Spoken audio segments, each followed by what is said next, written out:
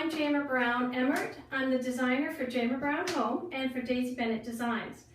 I want to talk to you today about how to make a bathroom really stand out with some color and design. I want to bring out your own personal style, and it's so easy. Today we've used this geometric print from Charleston Home.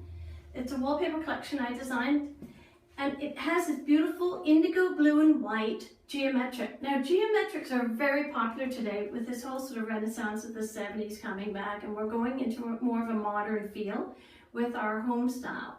So I've mixed it now with orange, these sort of coral orange towels, and I've brought in some of the blue and white from the wallpaper in the China accents. This is a guest bathroom, and I did white wainscoting below. And the other fun thing we decided to do is, why don't we put the toilet paper for guests, and we just put it in a nice blue and white China bowl, which I had, of course. You can always incorporate your accessories and your home goods that you already have, but pick a color scheme to make a bathroom make a statement. So I just picked one color, navy and white.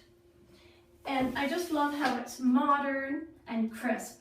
So remember, we want to help you decorate, we want to embellish your life with patterns and color.